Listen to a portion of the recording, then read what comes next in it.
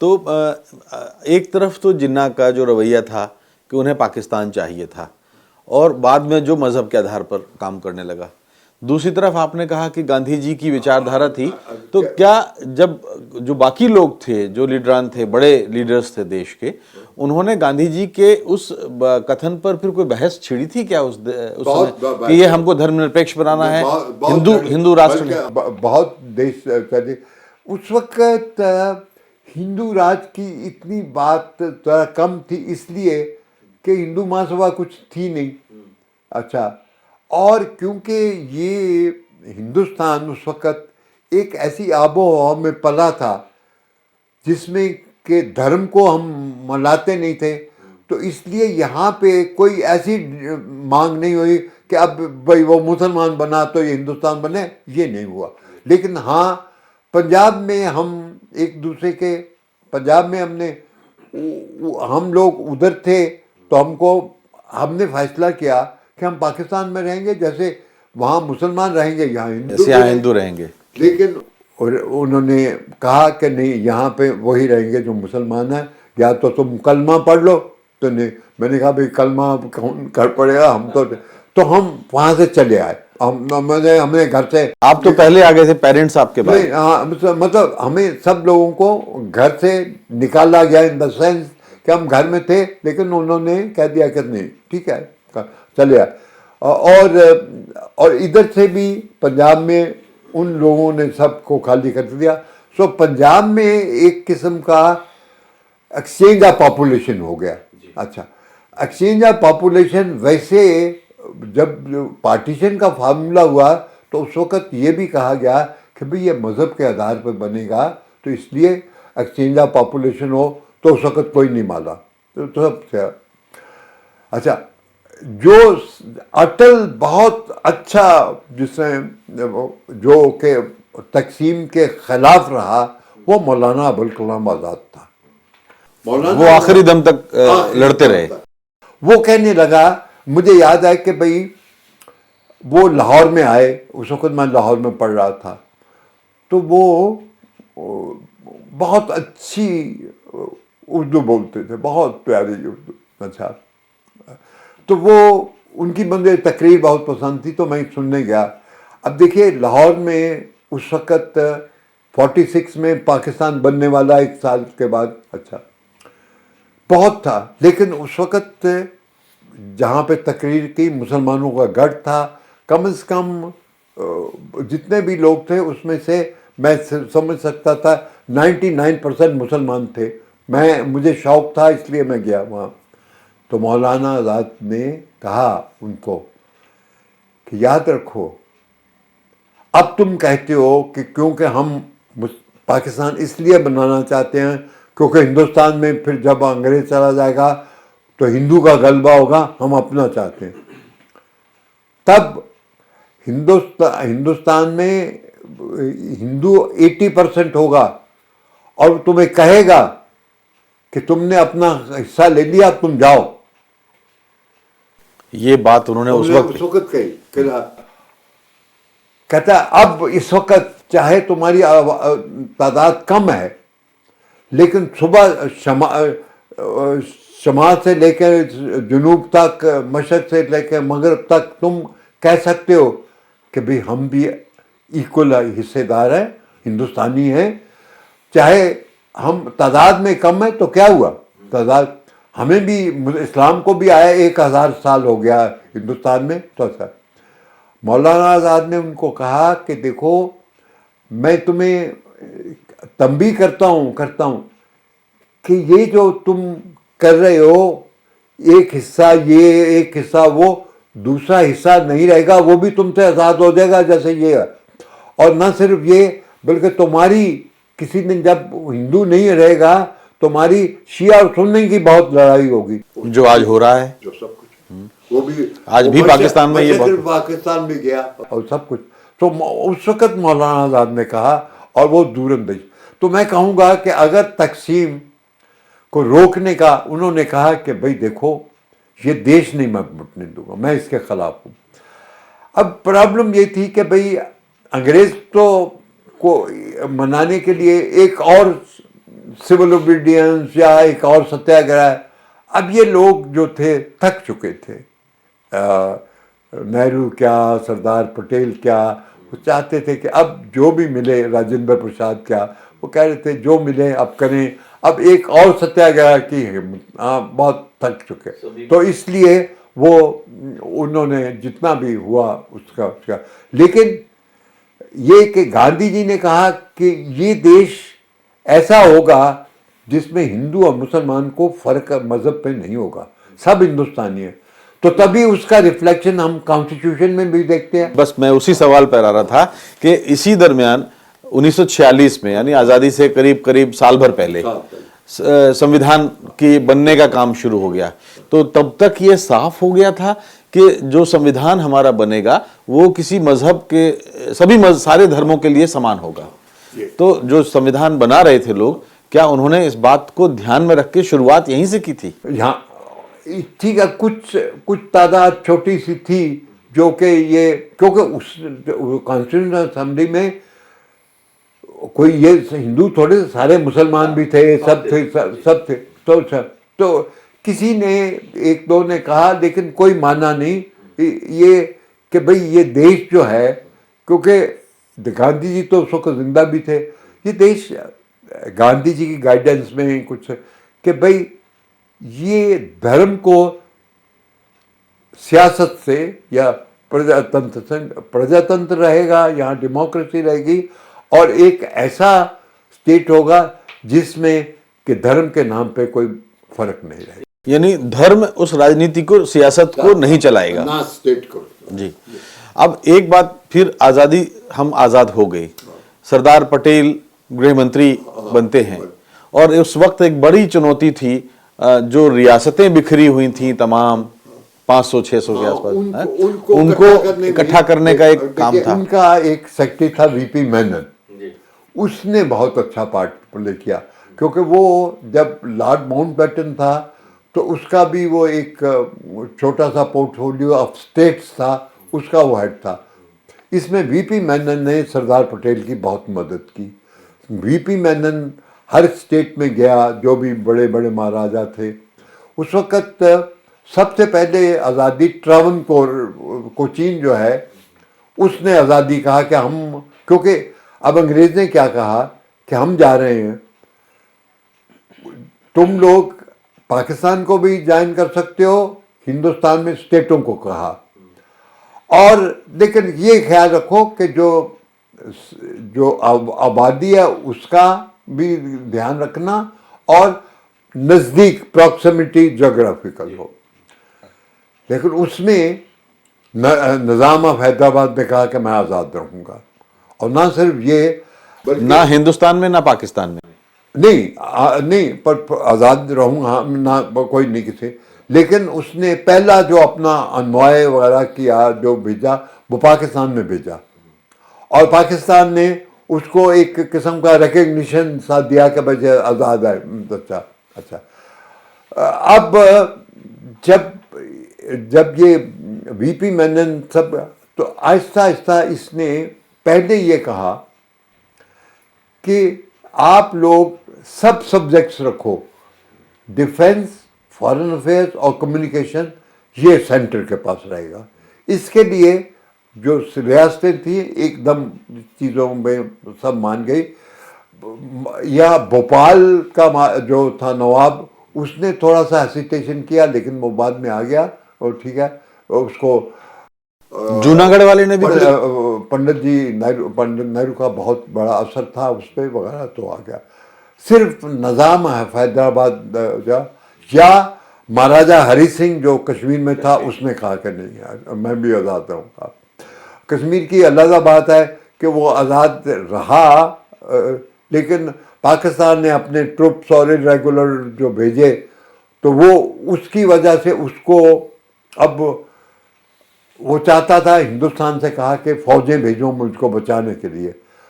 तो पंडित नेहरू ने बहुत कहा कि भाई देखो, हम तब तक नहीं करते जब तक तुम ये फैसला ना कर लो इंटीग्रेशन किससे करना है।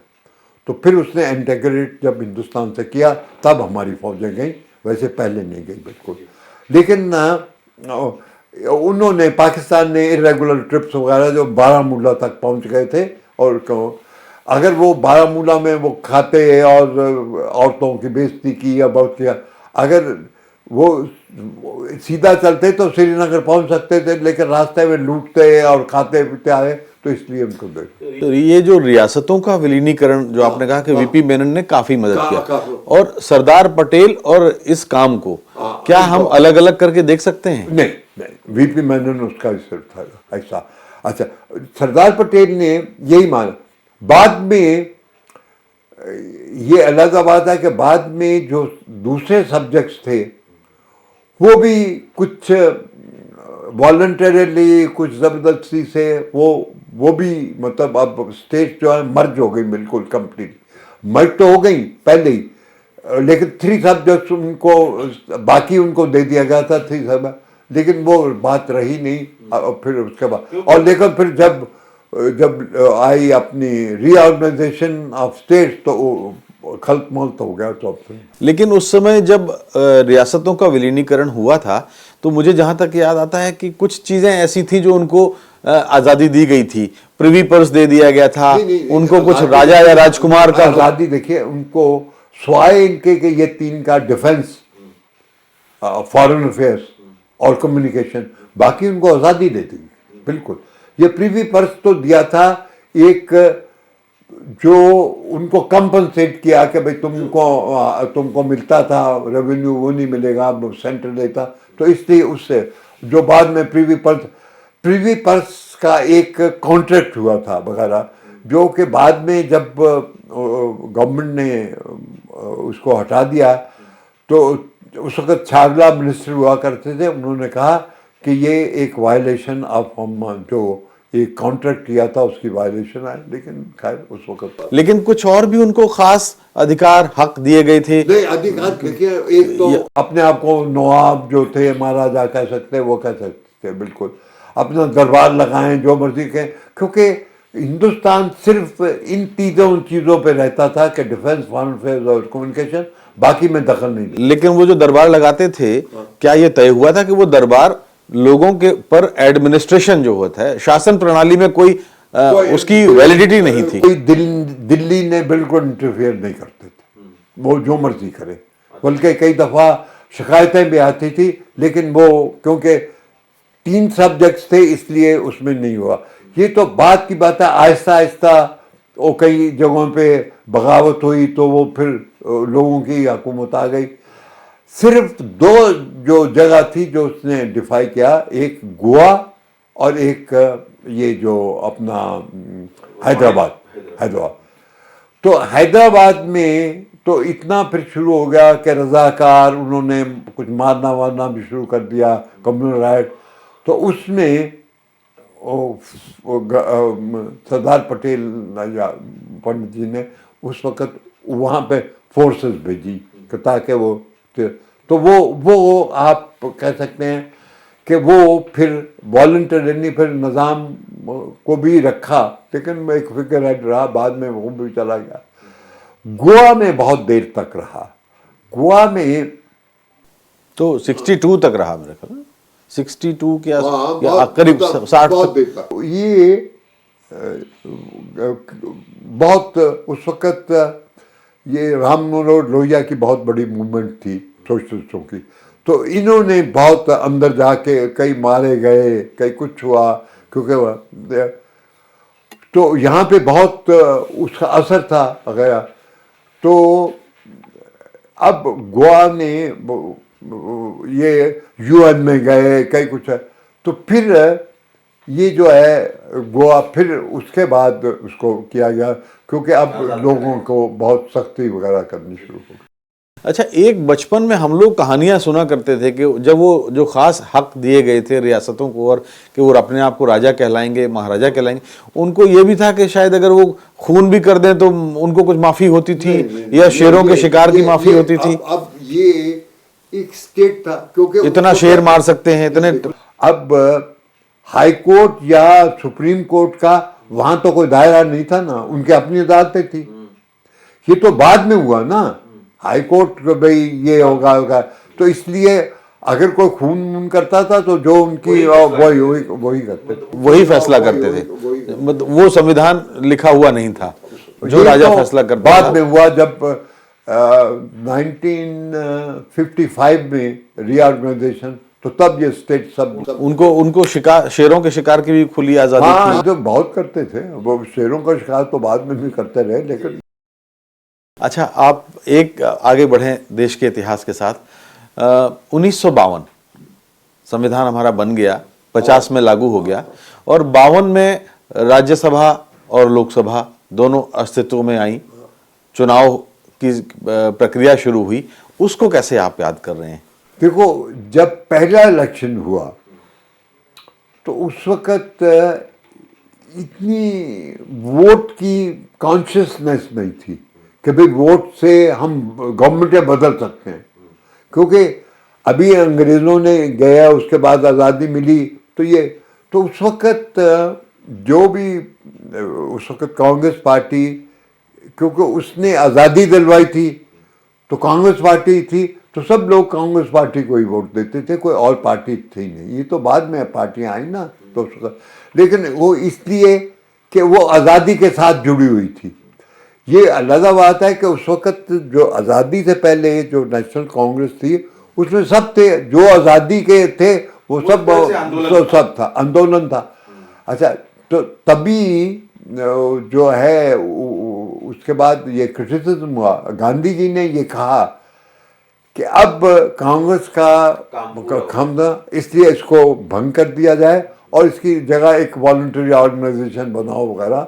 अच्छा, वो पॉलिटिकल पार्टी के हक में नहीं थे कि कांग्रेस अपने आप को पॉलिटिकल पार्टी बनाए, क्योंकि वो कहते थे कि इसका सिला तो उसको मिलेगा, लेकिन वो चाहते थे कि अब पॉलिटिकल प्रोसेस हो जैसे, लेकिन कांग्रेस लेकिन मेरा सवाल ये था कि जैसे लोकसभा और राज्यसभा, दो सदन बनाने की आवश्यकता क्यों पड़ी थी? क्यों सोचा गया कि इस देश को चलाने के लिए दो संसद के दो हिस्से होने चाहिए? कॉन्स्टिट्यूशन असेंबली का आपस में बहस चल रही थी, तो उस वक़्त एक ये भी हुआ कि गवर्नर जो है ये इलेक्टेड हो। अब गवर्नर इलेक्टेड है तो फिर भाई ये जो राज्य मतलब एक सूबे में, एक प्रांत में जो असेंबली, उसका क्या मतलब फिर, क्योंकि वो इलेक्टेड है, ये भी इलेक्टेड हो तो फिर कॉन्फ्लिक्ट होगा, तो फिर इसलिए उसका कर दिया।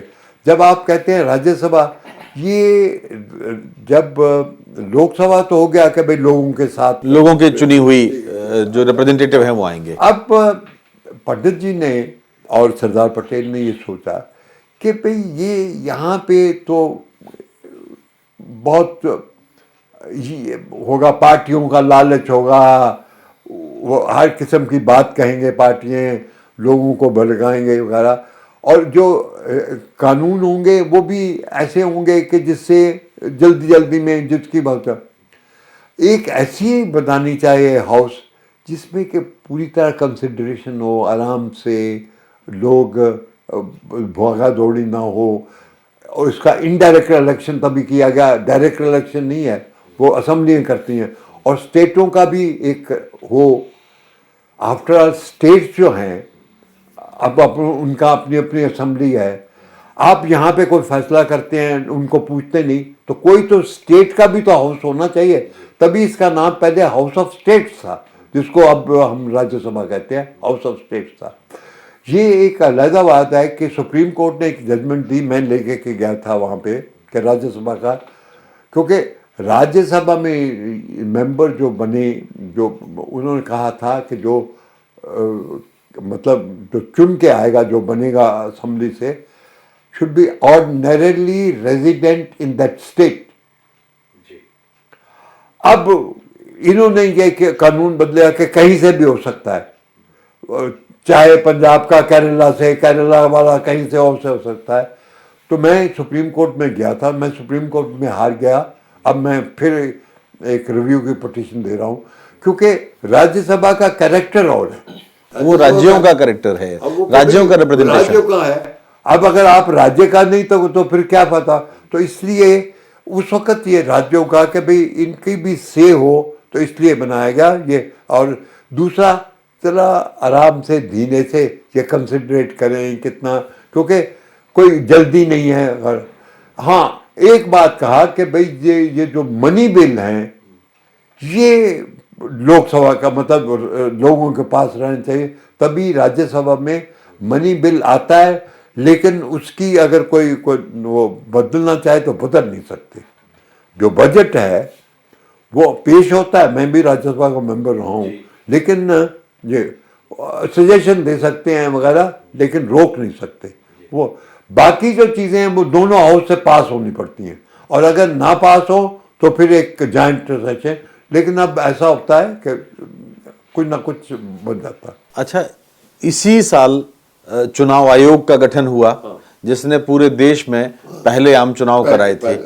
तो मैं अगर आपसे जानना चाहूं कि वो पहले आम चुनाव का भी आपको याद है सारा, वो कैसे चुनाव आयोग बना था और आज तक जो उसका रोल है वो कैसा सफर है उसका? पहले जो इलेक्शन कमीशन था उस वक्त पर्सन्स लाइक जवाहरलाल नेहरू मौजूद थे। जवाहरलाल नेहरू मैं समझता हूँ कि बहुत बड़ा एक आदमी था, और पहला जो प्राइम मिनिस्टर था। कुछ खूबियाँ कुछ गलतियाँ होंगी मैं मानता हूँ, लेकिन अच्छा पहले तो उसने क्या किया कि ये इंस्टीट्यूशंस हैं इनको स्ट्रॉन्ग करो, क्योंकि व्यक्ति पे नहीं होना चाहिए। क्योंकि अब तो इस वक्त अगर जब आज़ादी के बाद जवाहरलाल नेहरू एक अगर गॉड भी खुदा भी बनना चाहता तो हम सब तैयार थे, क्योंकि सब कुछ उसी ने दिलवाया। गांधी जी तो ऊपर थे ना, तो लेकिन वो इंस्टीट्यूशन का तो जब इलेक्शन आपके कहने का मतलब यह है कि नेहरू को ये आजादी थी कि अगर वो चाहते तो इस देश के फिर से एक नए राजा बन सकते थे, लेकिन उन्होंने संस्थाओं को प्रमोट किया। नहीं, उसने कहा कि नहीं, ये जो ताकत है लोगों के पास रहनी चाहिए, और इसलिए इलेक्शन जाने चाहिए हर को सामने, फिर लोगों के साथ। प्रजातंत्र का मतलब यही है। तभी तो आप देखते हैं कि भाई टेन्योर होता है 5 ईयर का, उसके बाद आपको फिर जाना चाहता है बैलेट बॉक्स में वगैरह। तो ये बैलेट बॉक्स उसने ये नेहरू, तो नेहरू के वक्त जो इलेक्शन कमीशन है वो बहुत स्ट्रांग इंस्टीट्यूशन उसने काम की। ये लेकिन कहाँ से इस तरह के चुनाव आयोग ऐसे काम करेगा और उस समय वोट डाले जाएंगे, कहाँ से कैसे हम लोगों ने शुरू किया? ये कुछ तो सेंट्रल असेंबली, कुछ ब्रिटिश का थोड़ा सा हो चुका था, लेकिन इसके बाद इसको बड़ा करना, ये अपना इसमें कंट्रीब्यूशन पंडित जी का बहुत है, और इलेक्शन कमीशन जो बनाई गई उसका बहुत था। तो उसमें तो चुनाव कहते हैं कि वो स्याही भी हमारे यहाँ शायद नहीं होती थी, बैलेट पेपर। बाद में क्या कहानी है उसकी? देखिए, उस वक्त तो ये चीज़ें अभी, क्योंकि इलेक्शन हो गया तो ये चीज़ें इतनी डेवलप नहीं हुई थी, लेकिन बैलेट बॉक्स था, बैलेट पेपर जो था वो इतना सोफिस्टिकेटेड ना था। फिर ये हुआ कि ये दूसरी दफ़ा कहीं कर देते हैं, फिर स्याही का शुरू हुआ, क्योंकि डुप्लीकेशन भी शुरू हो गई ना। और आप जैसे आपने वोट नहीं दिया तो आपके नाम पे वोट दूसरा कोई दे देता है, तो ये सब चीज़ें बाद में शुरू हुई। लेकिन पहले इलेक्शन में इतना कोई हेर फेर नहीं था, पता ही नहीं था लोगों को। ये तो बाद में, उस वक्त बड़ा फ्री और फेयर इलेक्शन हुआ।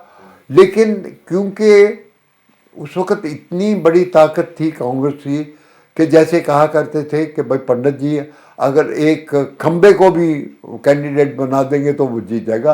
वो सही था, क्योंकि कांग्रेस एक एसोसिएटेड थी इंडिपेंडेंस से। पंडित जवाहरलाल नेहरू उसका एक लीडर था, तो इसलिए उस वक्त तो जो वो कहते वो कर था। और देखिए, उसके बाद जिस तरह से चुनाव आयोग ने भारत में काम करना शुरू किया, उसके बाद लगातार इतने देश में आगे ही गया, उसकी निष्पक्षता पर कभी सवाल नहीं उठे। ट्रेडिशन थी ना, 17 साल तो पंडित जवाहरलाल नेहरू रहा, फिर उसके बाद शास्त्री जी थोड़ी देर के लिए आया, वो भी उन्होंने किया। अगर उस वक्त बाद में जो लोग थोड़े से आए, चाहे थोड़ी देर के लिए, नरसिम्हा राव तो पूरे टर्म में रहा, लेकिन तब तक इलेक्शन कमीशन काफ़ी एक इंस्टीट्यूशन स्ट्रांग हो चुका था। हाँ, जैसे जुडिशरी स्ट्रांग हो चुकी थी, सुप्रीम कोर्ट स्ट्रांग हो चुका था, ये सब चीज़ें हो चुकी। लेकिन इसका कंट्रीब्यूशन पंडित जवाहरलाल नेहरू को जाता। आज तो हमारे चुनाव आयोग की तर्ज पे दूसरे देशों में, कई देशों में हमारा चुनाव आयोग चुनाव। हाँ, लेकिन इसकी जो जितनी सराहना उनकी की जाए, क्योंकि पार्लियामेंट वगैरह ये सब उन्हीं की देन है ना।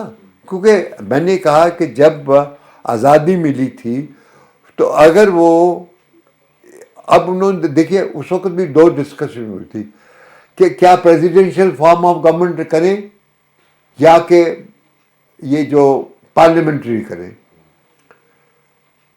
पंडित जवाहरलाल नेहरू ने एक बात, जब कॉन्स्टिट्यूशन, उन्होंने कहा कि मैं चाहता हूं कि ताकत जो है, सत्ता है, वो लोगों के पास रहे। तो इसीलिए जब प्रेसिडेंट रूल स्टेटों में वो है, सेंटर में प्रेसिडेंट रूल नहीं है। सेंटर में एक केयर का गवर्नमेंट, मतलब जो गवर्नमेंट जा रही है वो होगी, तब तक इलेक्शन होंगे। इसलिए उन्होंने कहा मैं नहीं चाहता कि मेरे देश में कोई डिक्टेटर बने, क्योंकि अगर प्रेसिडेंट रूल, मगर प्रेसिडेंट अगर सिस्टम आप रखें यहाँ प्रेसिडेंट रूल, तो थोड़ी देर के लिए बने, वही डिक्टेटर बन जाए तो क्या हुआ। तो तभी उन्होंने सेंटर में प्रेसिडेंट रूल नहीं किया।